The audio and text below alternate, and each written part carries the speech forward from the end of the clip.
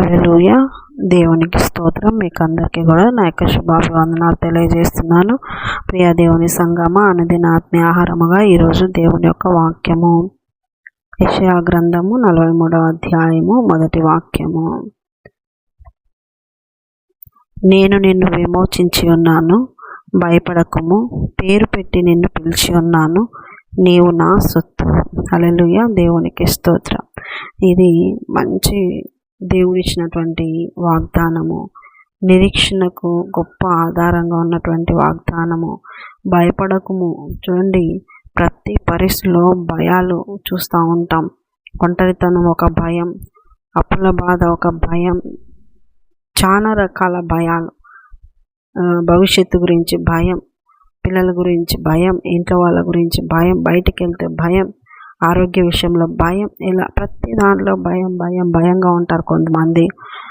అయితే 360 రోజులకు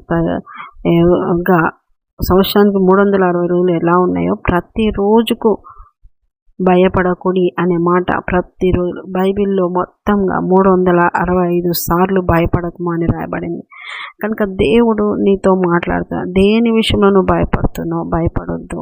ఎందుకంటే తన పరిశుద్ధమైన రక్తమును క్రయధనముగా ఇచ్చి నిన్ను విమోచించి ఉన్నాడు, నీకు విడుదల ఇచ్చి ఉన్నాడు, నీకు రక్షణ ఇచ్చి ఉన్నాడు. కనుక నువ్వు భయపడొద్దు. విడిపించిన ఆ దేవుడే నీకు తోడుగా ఉంటాడు. విడిపించిన ఆ దేవుడే నిన్ను చూస్తున్న దేవుడు. నిన్ను పేరు పెట్టి పిలుచుకున్నాడంట. నువ్వు ఆయన ప్రాపర్టీ, నువ్వు ఆయనకు చెందిన. చూడండి, ఒక 5 రూపాయలు 2 రూపాయలు పెట్టి ఒక పెన్ను కొంటే ఆ పెన్ను నాది అంటావు. మరి యేసుక్రీస్తు వారు తన పరిశుద్ధమైన రక్తమును పెట్టి నిన్ను కొన్నాడు. నువ్వు ఆయన సొత్తు, ఆయనకు సంబంధించినటువంటి దానివి, సంబంధించిన వాడి. కనుక భయపడొద్దు. ఇంకా అన్ని సమస్తం ఆయన చూసుకుంటాడు. నిన్ను విడిపించుకున్న దేవుడు నీ ప్రతి విషయాల్లో ఆయన సహాయం చేయకుండా ఉంటాడా? నిన్ను ఒంటరిగా వదిలిపెడతాడా? నీ ప్రతి పరిస్థితిలో ఆయన హస్తం చాపకుండా ఉంటాడా?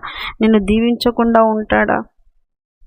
కనుక అంత గొప్ప విడుదలిచ్చిన యేసయ్యకి లోబడి బ్రతకడం నేర్చుకోండి. మాట వినడం నేర్చుకోండి. ఎప్పుడైతే నువ్వు మాట వింటావో, లోబడతావో, విధేయత చూపుతావో, ఆటోమేటిక్గా నీ పట్ల ఆయన చేస్తున్న అద్భుతమైన కార్యాలు, ఆయన ప్రణాళిక నీకు అర్థమవుతుంది.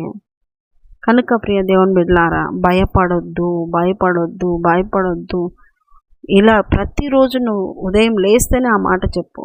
నేను భయపడకూడదు, నా యేసయ్య నాకు తోడున్నాడు. నేను భయపడొద్దు, నన్ను విమోచించిన దేవుడు గొప్పవాడు, నన్ను విడుదల చేసిన దేవుడు గొప్పవాడు.